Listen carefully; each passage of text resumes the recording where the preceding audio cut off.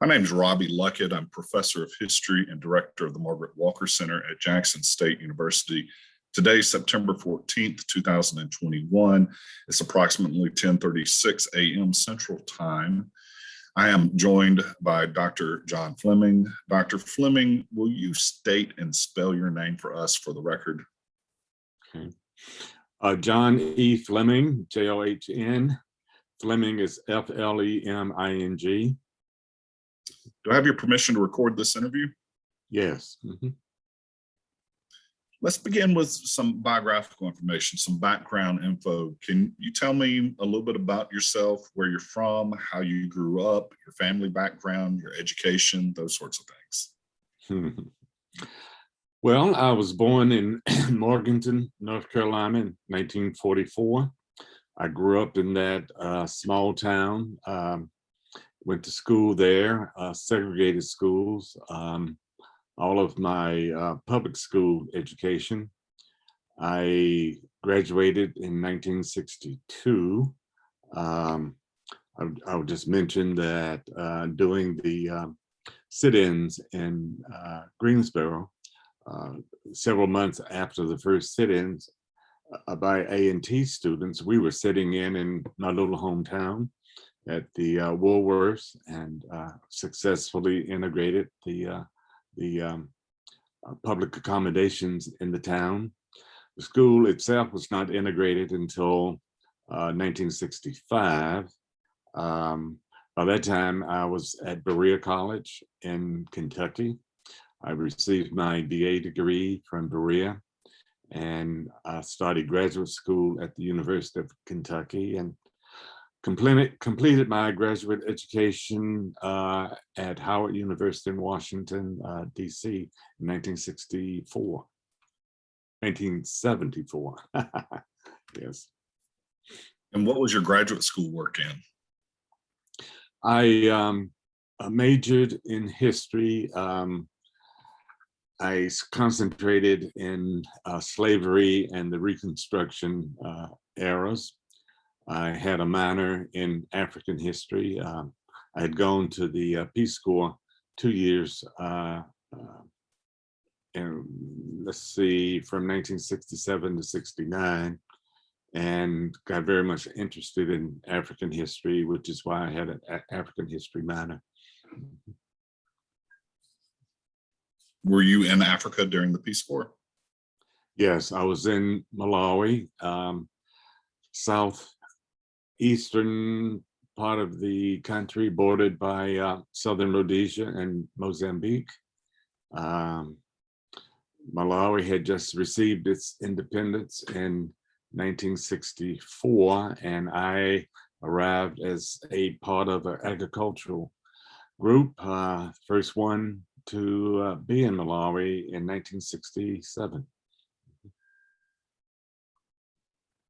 You mentioned at 1961, the sit-in movement, the North Carolina A&T students, and really your college years and even into the Peace Corps, you're kind of coming of age at the height of the Civil Rights Movement. I'm wondering how the Civil Rights Movement informed your kind of professional choices in your career.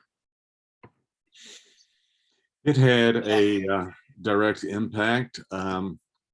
When I got to Kentucky, one of the things that we discovered was that there was a block of stores connected to Boone Tavern Hotel that did not cater to African Americans, Black students. The bus station had a restaurant, and there were several other restaurants. And it was not long after arriving on campus that we were demonstrating. We felt like the least the college could do was, because they were renting the space, was to insist that they served all students, all people, especially the students. While at Berea, we organized a bus load plus 4 or 5 station wagons of kids to go down to participate in the march from Selma to Montgomery. That was a very enlightening experience.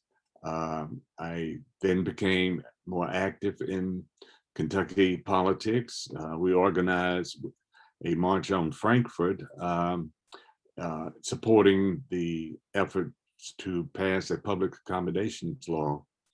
When I graduated from Berea, I got a call from the director of the Kentucky Human Rights Commission, asking me if I was interested in working for him. And I didn't have a job at the time.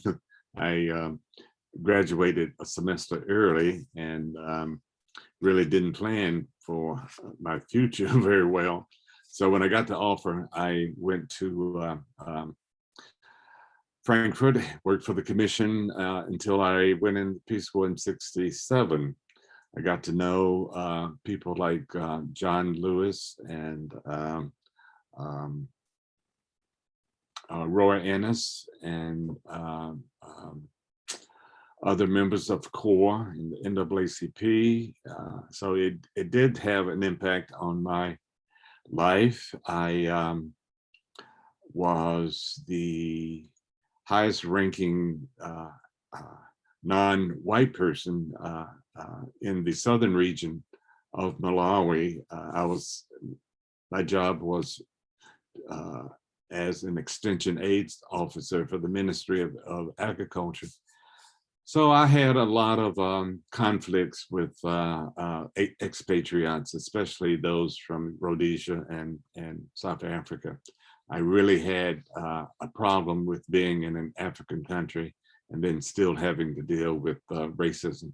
So yes, I think the civil rights movement had a direct impact on my life. When I came back, I worked for Marion Barry, who was one of the organizers of SNCC, that he had started a jobs program for the hardcore unemployed. Then I worked for the U.S. Civil Rights Commission. So you could see the pattern that I had established from the early '60s to the mid '70s. So you come back from the Peace Corps to work with Marion Barry and the U.S. Civil Rights Commission. I'm guessing that work was based out of Washington, D.C. And yes. What was that work? The Youth Pride Incorporated was started by Marion Barry and several other of his colleagues, former colleagues from SNCC.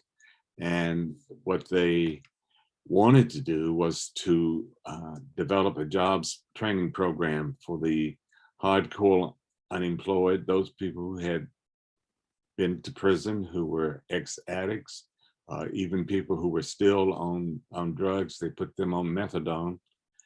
And we had 7 levels of training, from entry level that began by teaching people how to get up and go to work on time, to developing management skills. The Pride Incorporated had several businesses, including service stations. And we trained people how to operate a service station and to do management of the same. We were there in the midst of the 1970 riots in DC. Pride Incorporated was located at 16th and U Street, and the riots were in the 14th Street corridor. So we were right in the midst of those riots that occurred at the time. And then my involvement with the U.S. Civil Rights Commission, I was a program officer, and I was responsible for federal evaluation. I was in the federal evaluation section, and I handled complaints dealing with the military, selective service system, the Veterans Administration, and the Pentagon.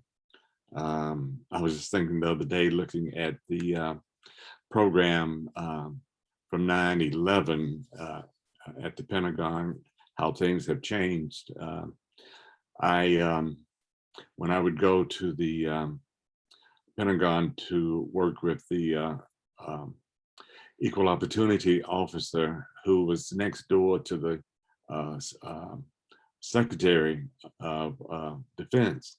I would go in with a white guy. I had a big Afro, and the white guy, my supervisor, went through the metal detectors and with no problems, but I was always stopped and given an extra search. But even then, that was just a mild form of security, considering what they have today. The other part of my job consisted of looking at how federal agencies enforce the civil rights legislation. And so we did annual reports and studies that were commissioned by the commission, and they were released as public documents. And I did that for about a year and a half before starting graduate school.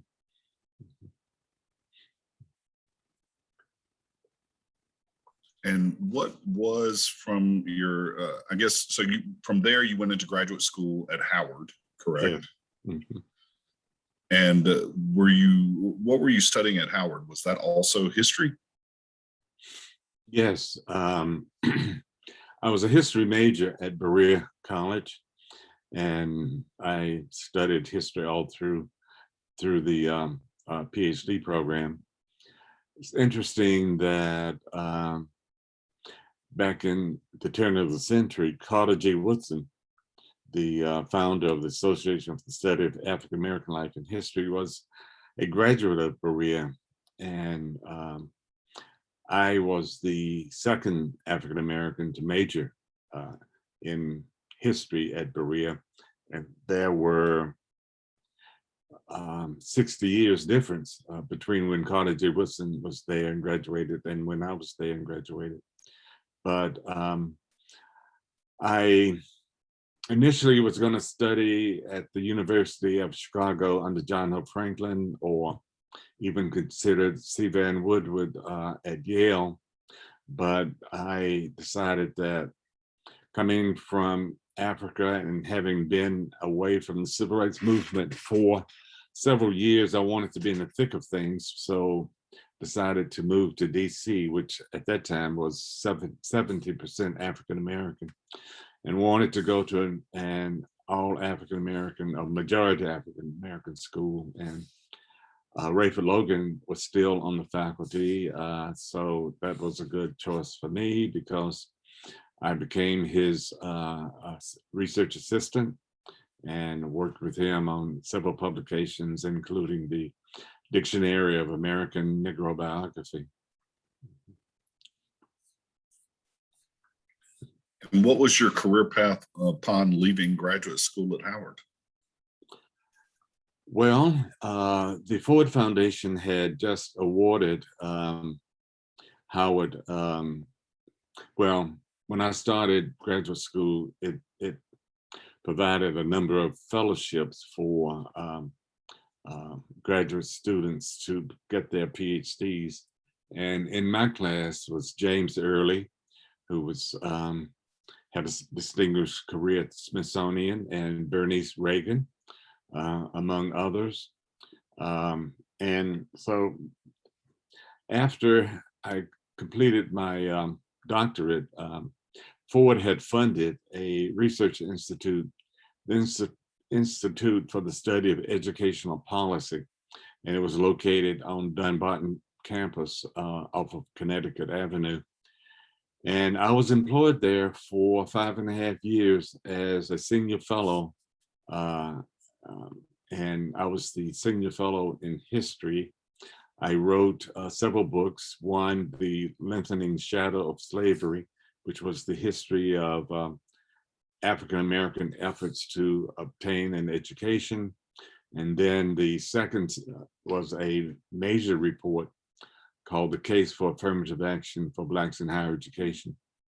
One evening after a board meeting, the president of Central State University and I were talking, and he was telling me about the Ohio Historical Society wanting or being charged with developing an African American museum, and asked me if I was interested. And I told him yes, I was, and he took my resume, and I didn't hear anything for a year. And then I got an invitation in the spring of 1980 to come out for an interview, and I was interviewed and offered the job at the end of the day, which is how I got into museum work. Well, you just prefigured my next question about what was it that led you to that. So what was that job title and description? What were you doing when you came into the museum field? I was director of the project. It was supposed to be a national federal state partnership to develop the National Afro-American Museum and Cultural Center, to be located at Wilberforce. The state had purchased the old campus as the site. Wilberforce built a new campus after the 1974 tornado. So the state purchased the old site. We had 3 buildings on campus, and we eventually built a new building.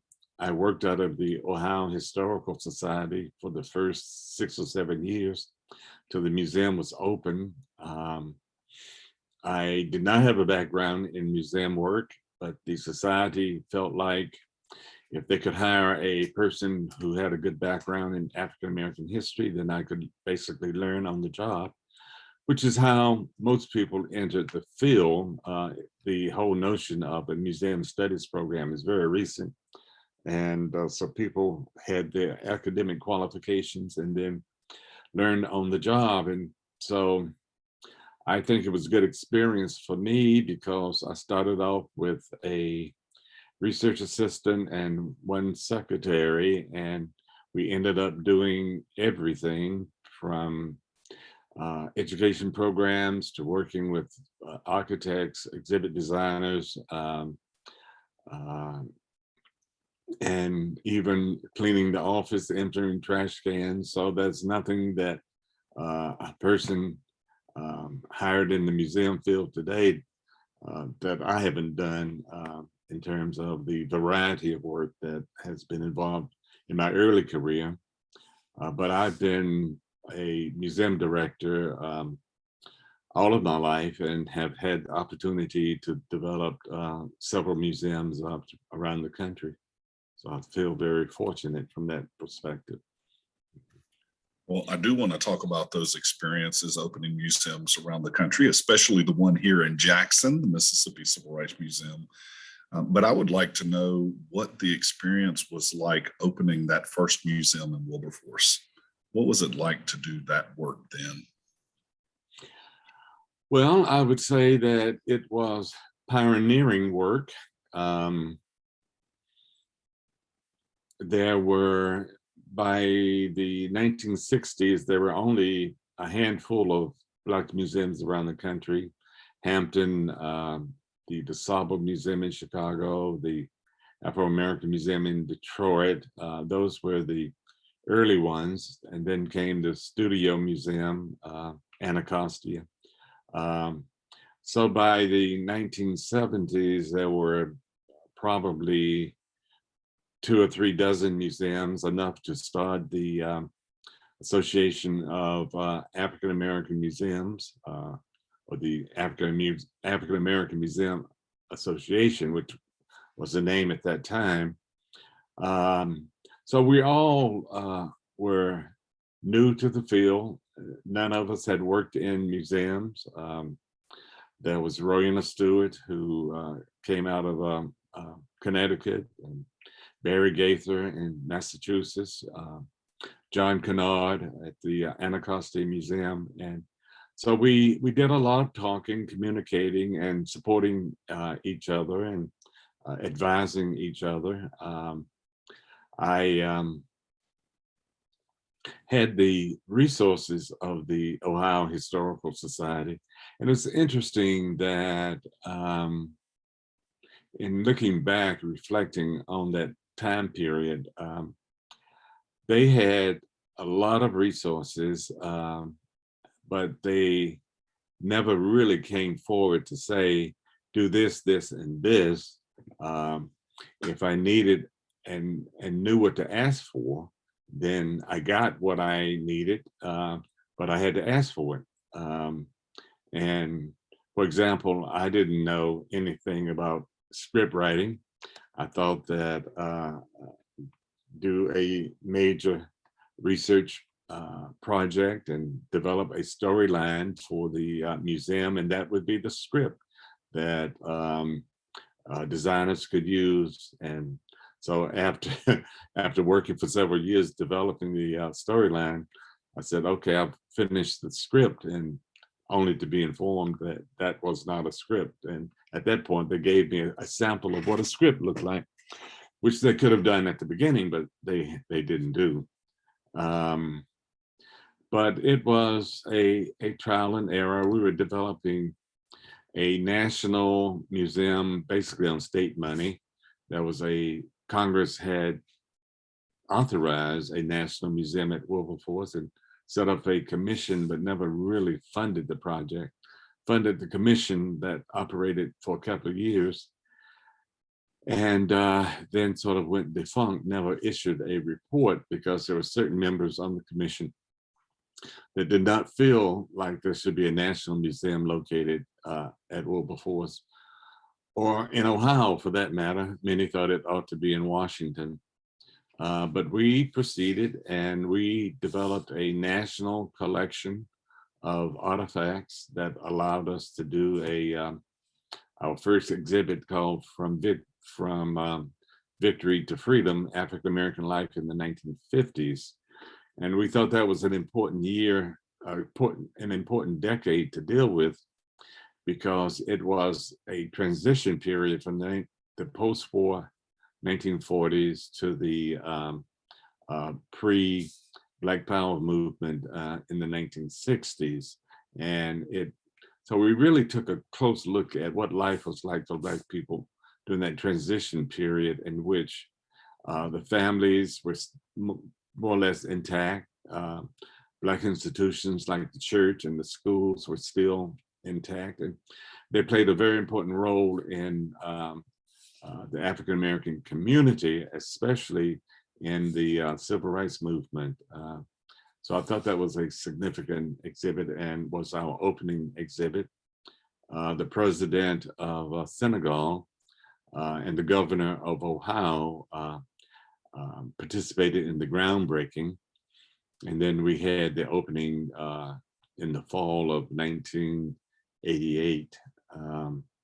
And the museum has been open ever since then.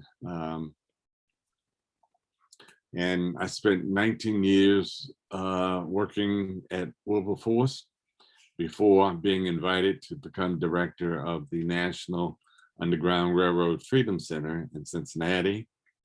And I worked on that project, getting it planning and getting it underway before becoming the director of the Cincinnati Museum Center, in charge of the history, natural history and children's museum, as well as their science program and library and education program.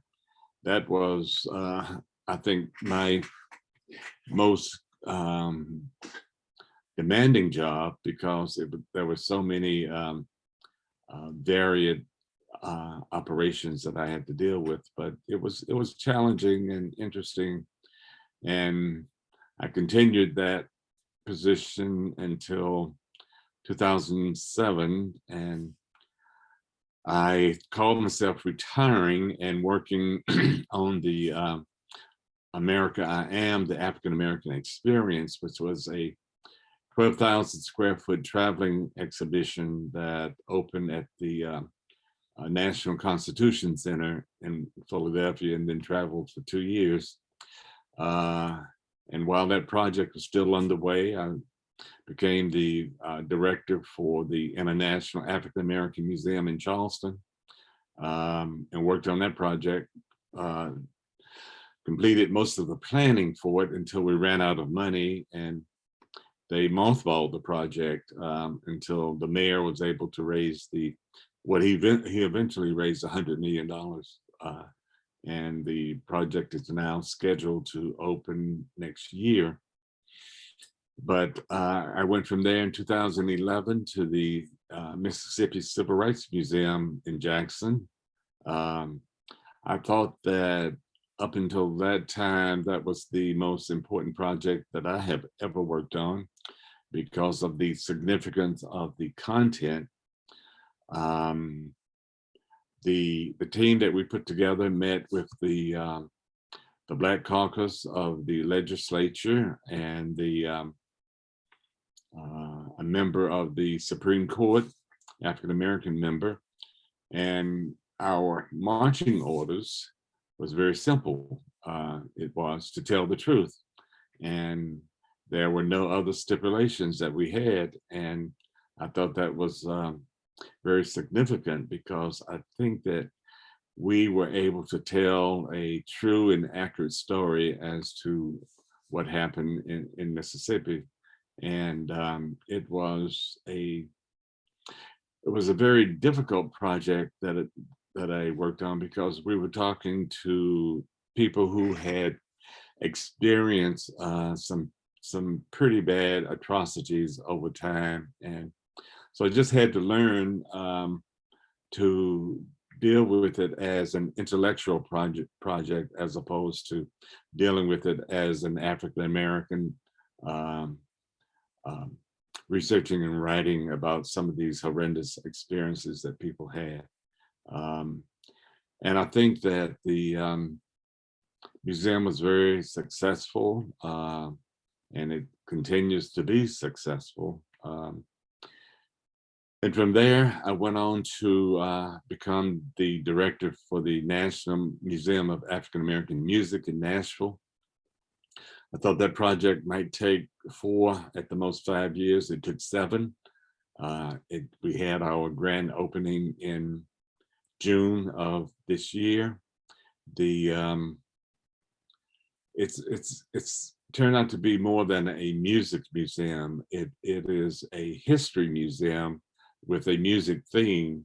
And what we did was to look at 5 genres of music and to show how, show the historical context for the development of this music. And it has 17 interactives and 7 films. So it is also entertaining. People get an education whether they realize it or not, just going through the museum. And I think they find it to be a very enjoyable experience while learning a lot about African-American history. And that project, I think, is turned out to be successful. And I'm very proud of the work that I've done there, but it is a different project from the Mississippi Civil Rights Museum. And if I had to rate the most significant museum that I've worked on, I would say it was the Mississippi Civil Rights Museum. You talked about the mandate that you had with the Mississippi Civil Rights Museum to tell the truth. And you've been at museums where you've told stories and narratives that are laden with historical trauma for people. You mentioned kind of the emotional reaction people have to telling these stories. I'm wondering what your philosophy is in terms of approaching that kind of work, those kind of complicated topics. And a lot of us in this museum field, particularly Black museums, are faced with telling those kinds of stories and interpreting them. How do you do that work, and what's your philosophy there? Well, I guess my guiding philosophy is to tell as accurate a story as possible, no matter where it leads you. When we were looking at the materials from the Sovereignty Commission, and I really have to give the state of Mississippi credit for opening up that archives, not just for us, but for the general public, because it really shows just how much effort the state put into keeping Mississippi segregated, and the extent to individuals would go to. So we didn't really have to interpret that history. We allowed the evidence to tell the story, which I think is much more effective. But we also ran across a number of letters from African Americans in Mississippi who had volunteered to serve as spies for the commission. And so I guess we were thinking, well, do we want to, well, some people raised the question, do we want to portray these people, some of whom were still living, in an accurate and honest way? And to me, that was no choice. People made decisions about things that they would do, and I think that they had to live with it and live with the consequences. And so we showed the heroes and the villains, no matter whether they were Black or white. And I think that the overall theme for the exhibit was this little light of mine, and we struggled to find efforts of, especially in the 40s and early 50s, of people wanting to let their light shine.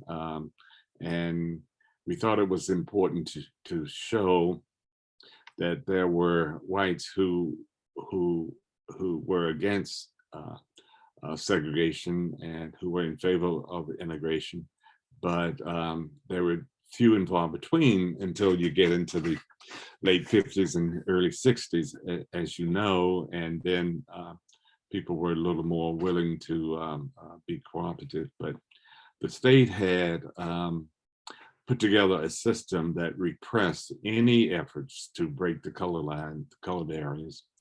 I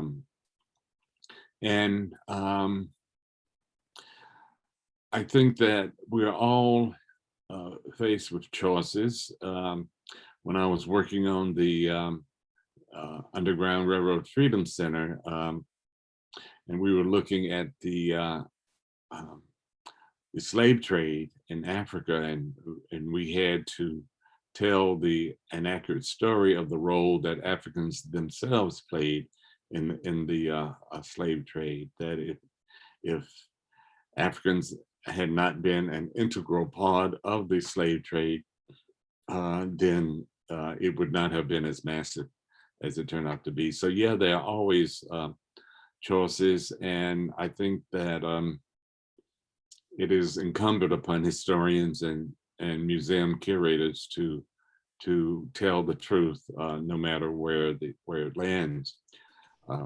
Back in the summer, I was asked to give a keynote address for the 234th anniversary of the Northwest Ordinance in Marietta, Ohio, and I knew that they wanted this to be a celebration, but and wanted to celebrate the fact that the slavery was barred from the Northwest Territory. But there were too many things going on in the country relating to Black Lives Matter movement, the efforts to not wanting to teach an accurate history in public school systems. The critical race theory was being denounced. So my presentation basically was, yes, the founding documents were ideals that were established by the founding fathers, but it's taken us 200 and some years to try to fulfill those ideals, and that it has not been a steady course, one of moving forward, it has been taking steps forward and maybe sometimes 2 steps backwards. And certainly we're going through a period now with voter suppression and the like, where, you know, we're not fulfilling those ideals that were established by the founding fathers. So I think that was sort of the gist of what I had to say, in spite of the fact that I was speaking in a county that voted 70% for Trump. So the fact that no one in the audience got up and walked out, I felt like the presentation was successful.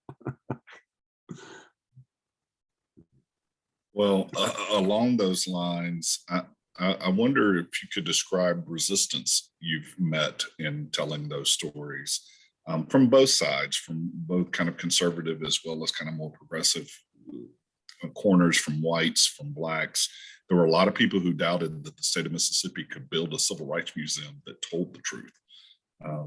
So I figure you have some experience in dealing with the resistance to telling these stories. I think that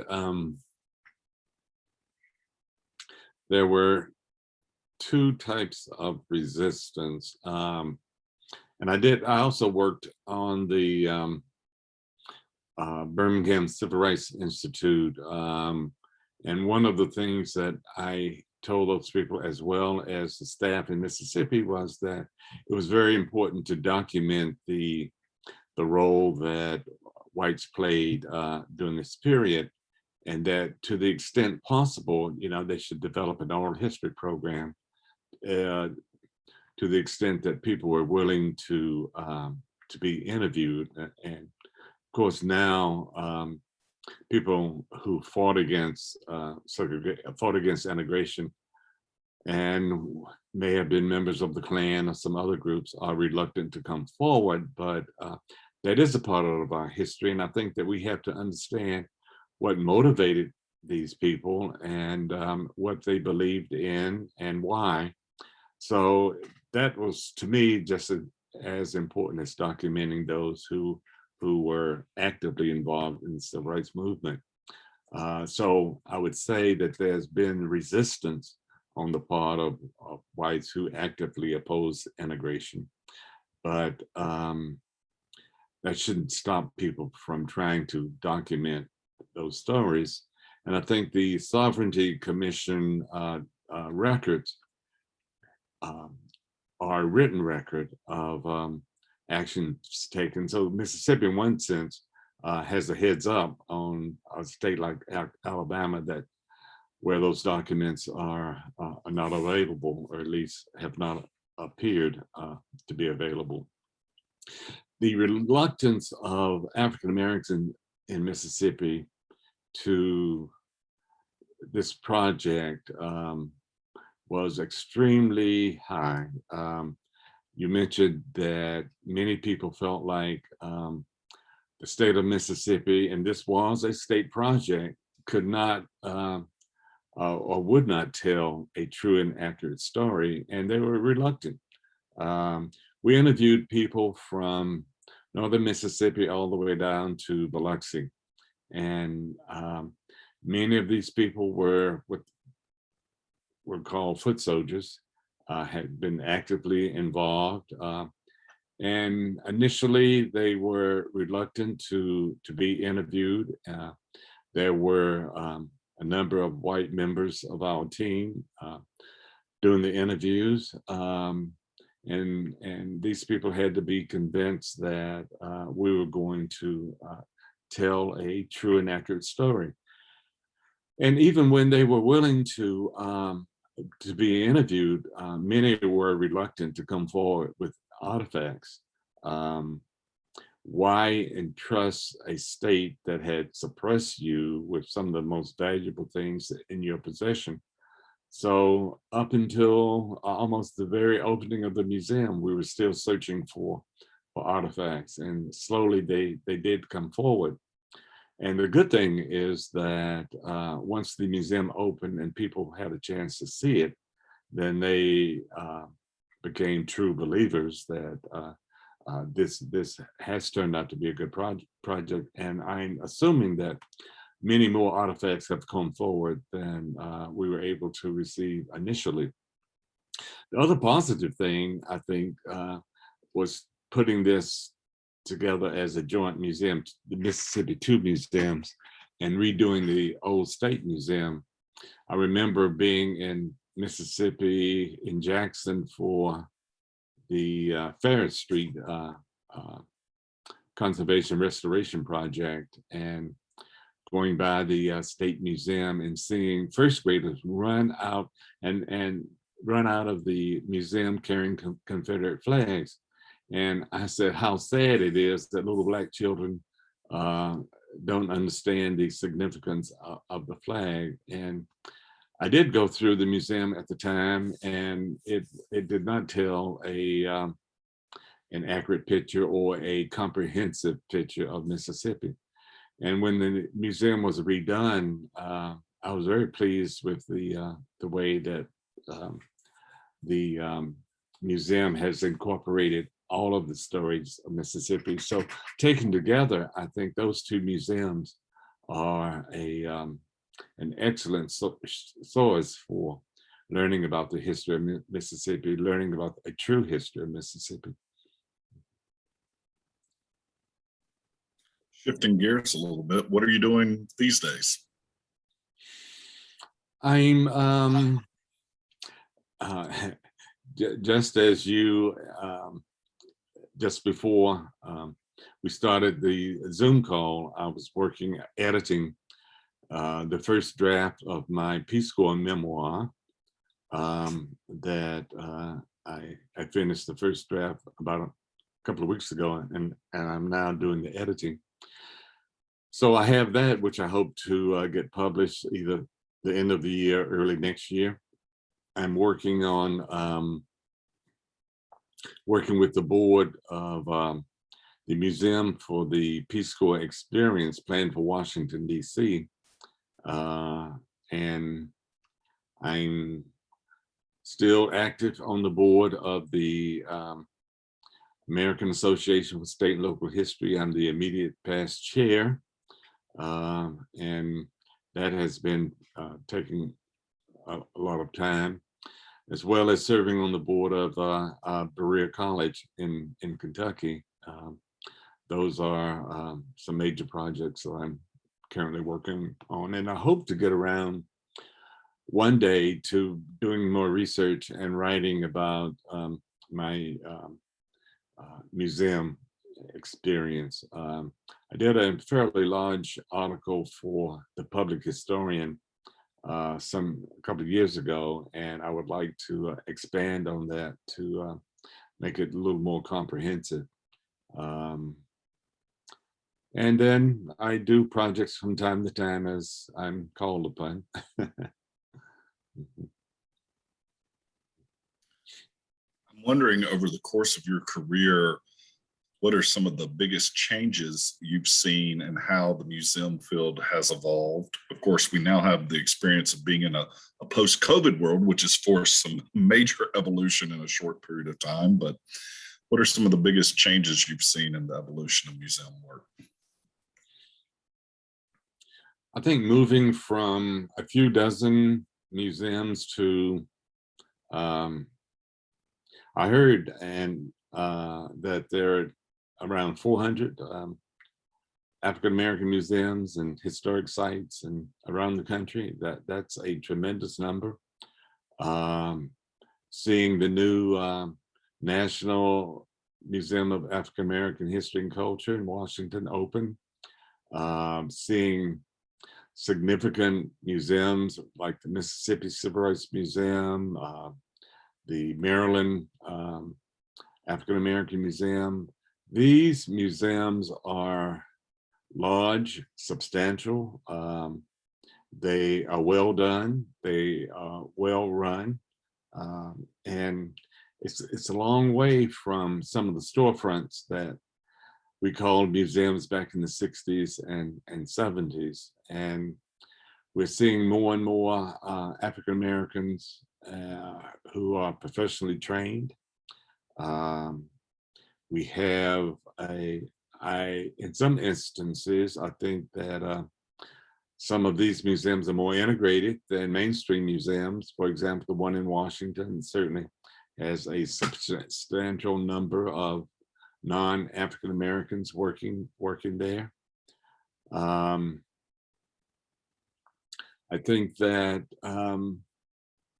we've made great progress in terms of the quality of exhibitions that are being produced.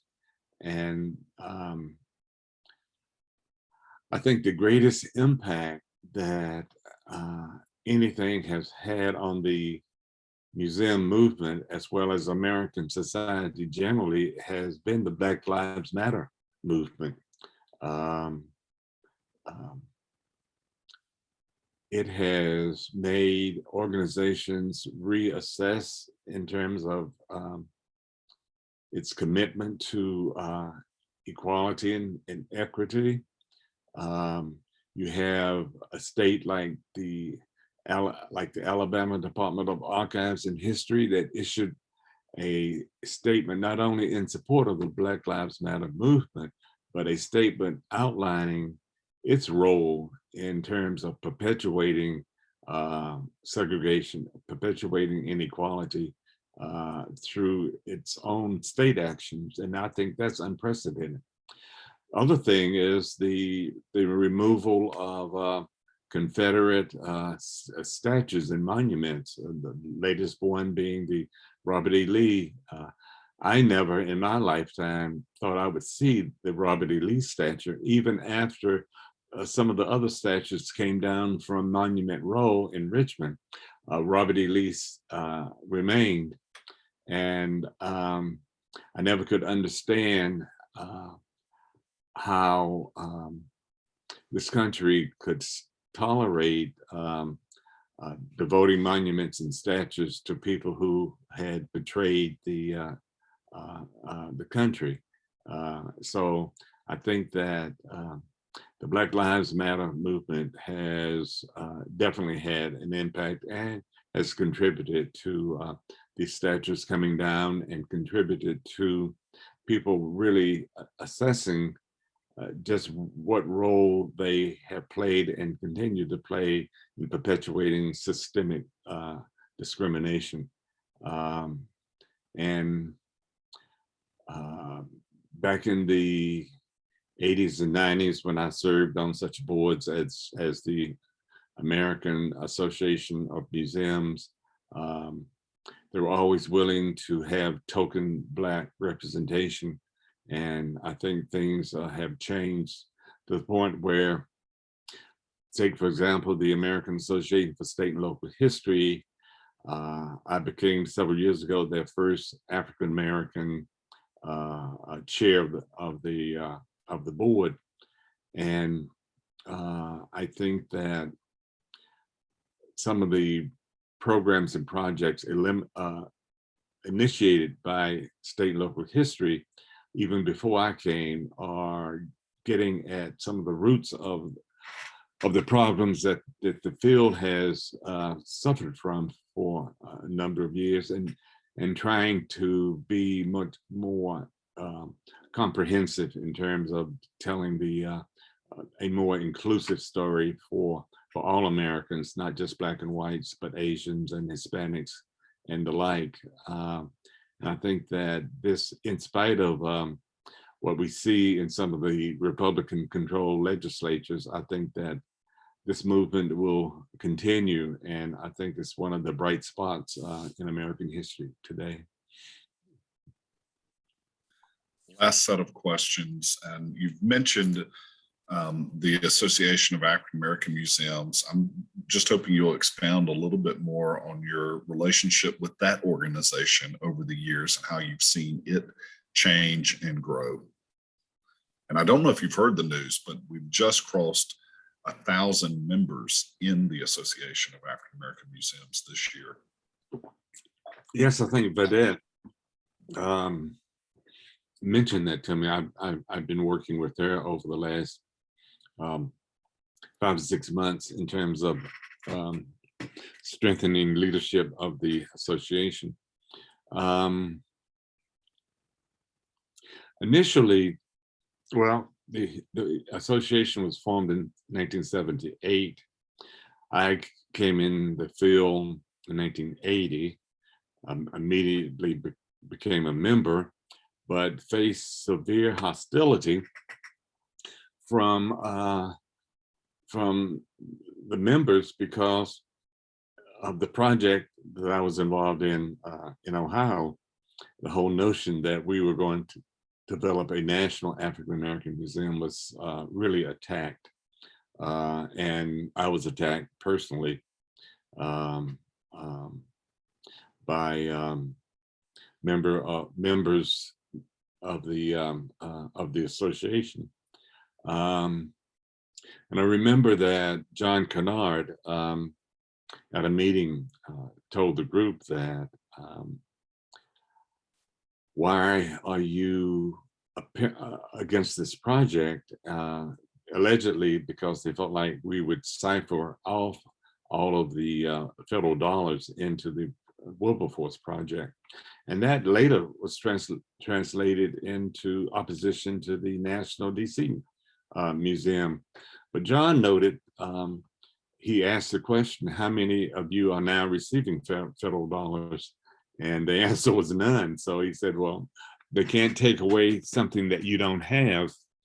And that he thought that any national museum would do a lot to support other museums around the country. And I think that that has turned out in terms of the current National African American Museum. I think it's been very supportive of the association and other museums. The AAMA was doing well in the 1980s and then ran into some difficulties toward the end of the decade. Poor leadership, poor management, lost the executive director, Joy Austin, who was our first executive director. There was a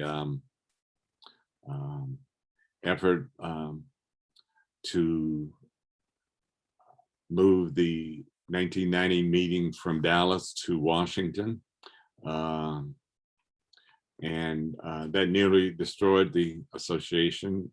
But I insisted that Harry Robinson had made a commitment to host the convention in Dallas, and I was against moving it to Washington, even if they got Colin Powell to be the keynote speaker, which was the rationale for keeping it in DC, which didn't make sense to me.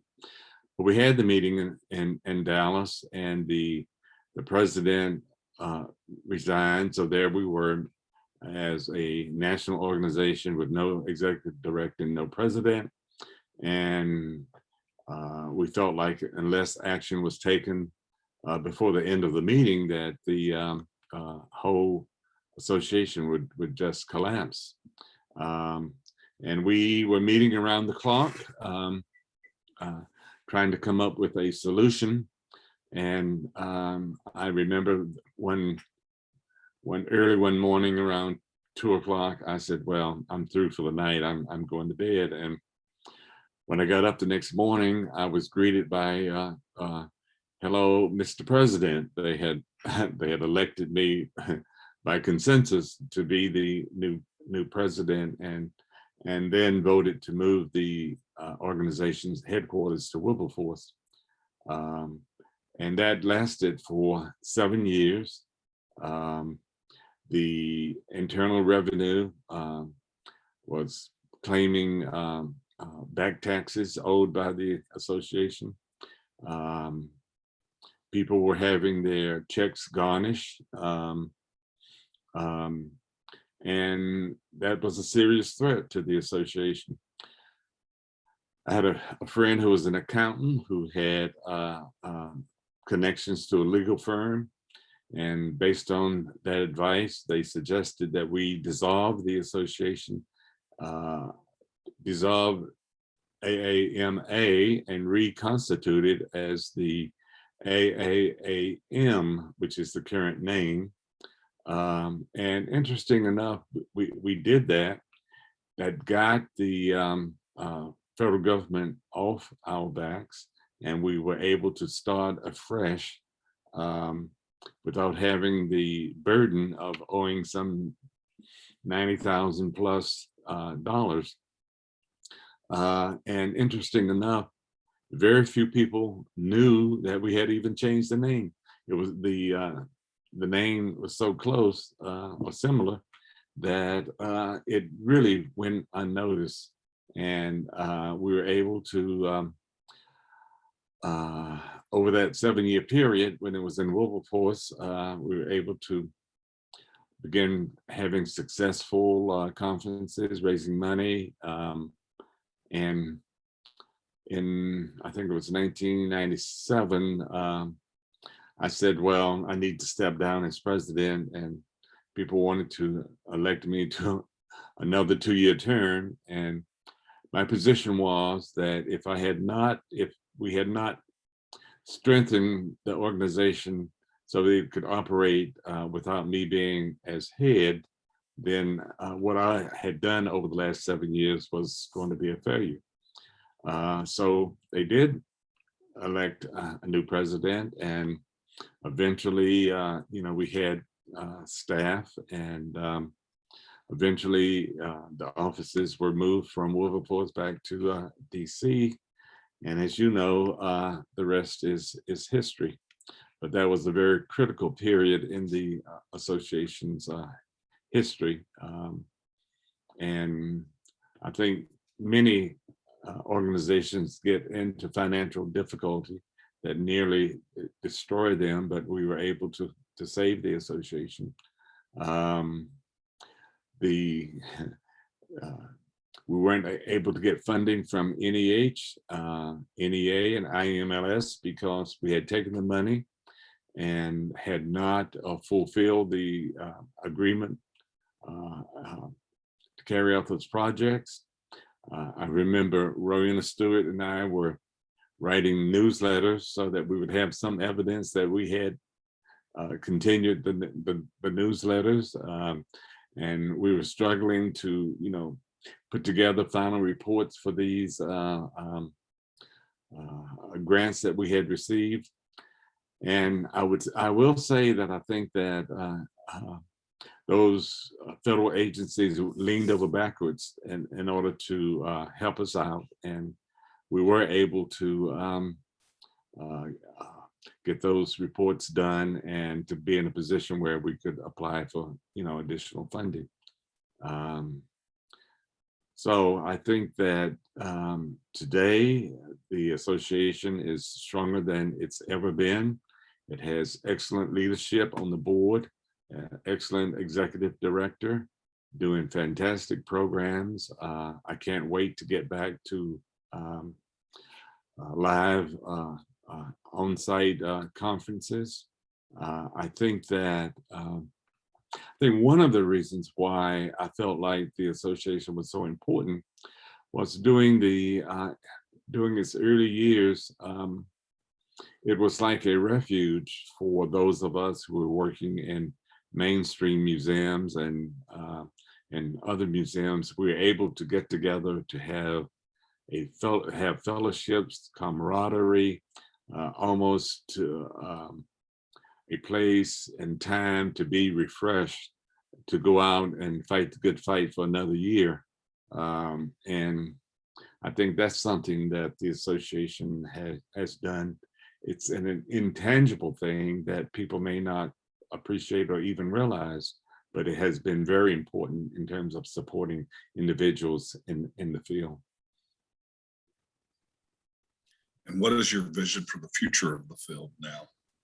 I'm sorry? What is your vision for the future of the field now?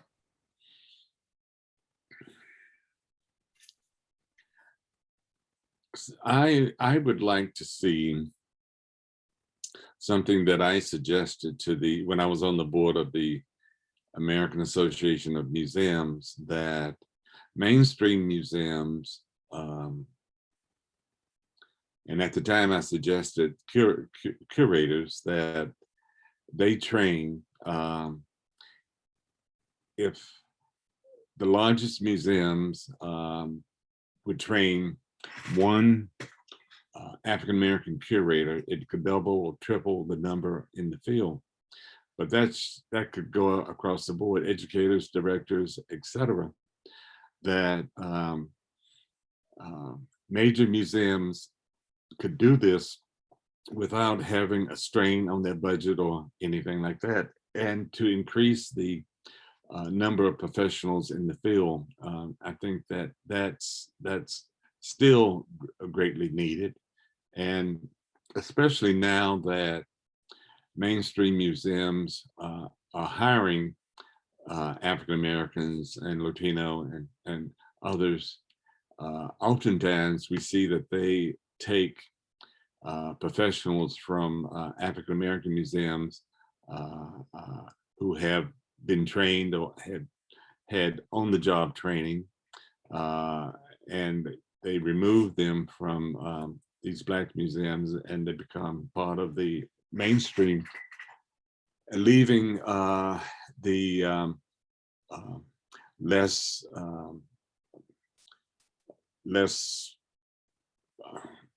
museums that have less resources to sort of cope on their own.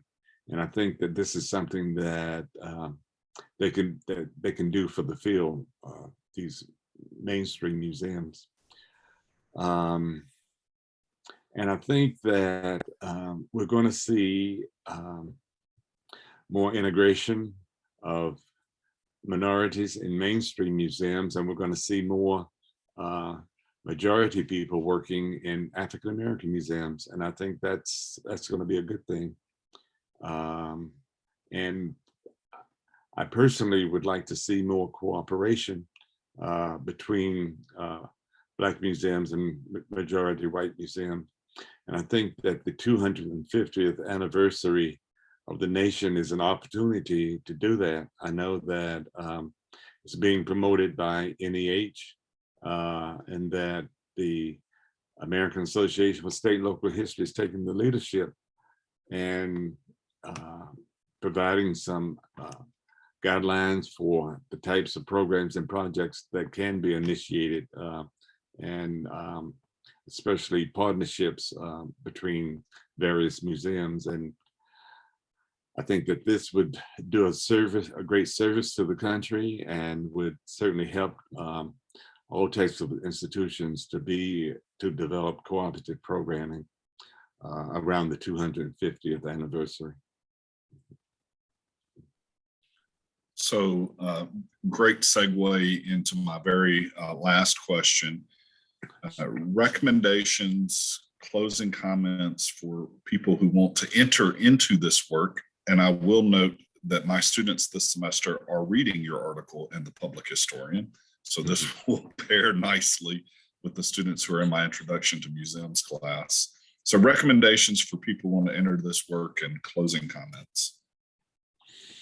Well, I think that museum work is very, very satisfying.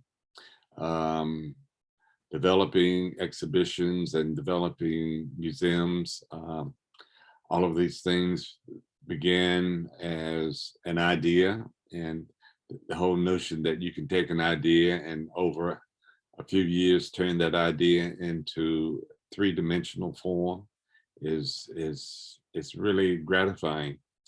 I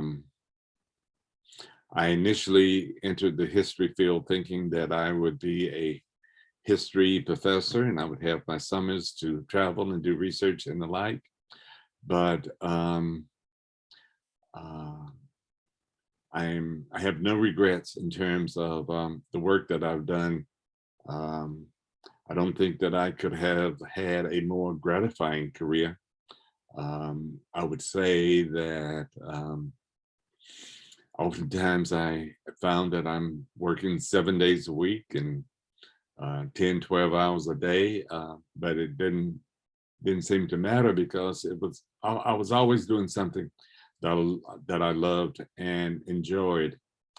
And I would see a number of people who would enter the museum profession. I know a couple of museum directors who started off as being lawyers and did not find the law profession very gratifying, and gave up their career and large salaries to work in the museum profession. So you're never going to get rich, but you would have an experience that you could not get in any other field. So I think that I like the idea of young professionals being exposed to museum work, especially through museum studies programs. When I was college age, I had visited museums, but if you had asked me to name more than 3 types of jobs in a museum, I would be hard pressed to do so. I suppose a director, maybe I knew about a curator and a janitor, but I didn't know what other opportunities there were. And when I was head of the Cincinnati Museum Center, we had a science program that was first rate, and we had a number of paleontologists who would go out to Montana to a dinosaur dig that we had leased from the federal government. The dinosaurs were 60 million years old, and I was invited by a scientist to join the group one summer, and I cannot tell you how elated I was in uncovering a dinosaur claw. I mean, it was just fantastic, and I think that if I had come along at a time when things weren't so segregated, that I think about the opportunities that I could have, the fields that I could have gone into that would have been, very gratifying. But I don't regret going into the museum field as a director, and I think that I've made a small impact on the field. I hope that I have. And in terms of the future, to the extent that I can mentor or encourage younger people to go into the field, I certainly plan to do so. I've indicated to Vedette that I thought it would be good if the association could match up senior people in the field, especially those of us either retired or going into retirement, with our younger colleagues, so that they could meet on a regular basis, either at their institutions or where we're located. I think it would do a lot to help pass on knowledge that we've gained over the years to the next generation that's coming up. I'm sure that Vedette Coleman Robinson, our executive director of the Association of African American Museums, is already working on that. So I'm confident you'll see that coming. And we do have a vibrant emerging museum professionals organization with the association these days. I'm very happy for that. Dr. John Fleming, thank you so much for joining us today. I'm grateful for your time. Thanks for the opportunity to participate in your great program down there. Hopefully I'll get to Jackson sometime in the near future. I hope so too.